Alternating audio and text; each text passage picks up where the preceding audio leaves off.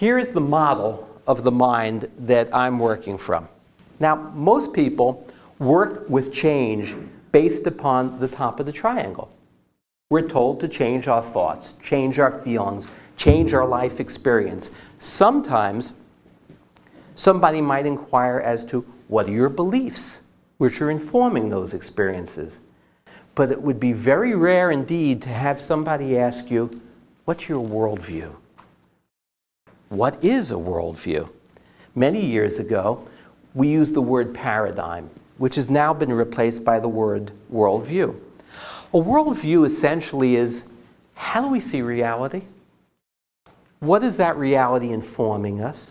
Now, my belief is that worldview is at the core of how we experience life. And the worldview filters up and informs our belief system. And our belief system, of course, informs our thoughts, our feelings, and our life experience. I'll describe a couple of worldviews so we can get a feel for that for those of you who aren't familiar with the term. Before the age of reason, logic, and enlightenment, the prevailing worldview was a very magical, mystical worldview, full of superstition, in which everything was connected with everything else, and there was a lot of magic. And there were gods all over the place.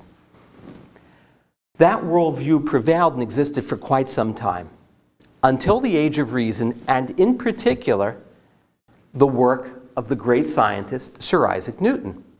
Now, Newton gave us a worldview which was rather like a machine. It was called the mechanistic worldview, depicted here by those gears. And by coincidence, it looks like people who are stuck in those gears. Let's talk about Newton's worldview, which, although 17th century science still informs most of us today. Newton's worldview is that the universe is comprised of separate things and objects. It's a world of things. And they're separate from one another. And only cause and effect, or force between them, impacts one another. That's a worldview known as determinism, which is rooted in predictability, and it's deterministic.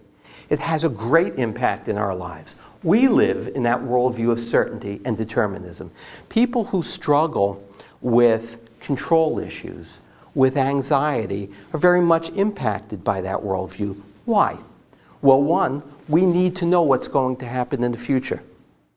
And ironically, when we need to know what's going to happen in the future, we're not actually present. We're not actually here.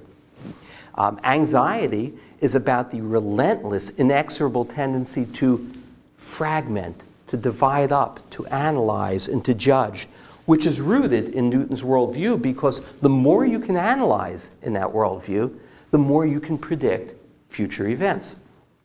The problem with Newton's worldview is, one, it leaves us as a cog in a machine. No meaning, no purpose. Essentially, that's what existential struggle and despair is. How good could life be if we're a cog in a machine? And all the universe is a machine, rooted in predictability and uncertainty.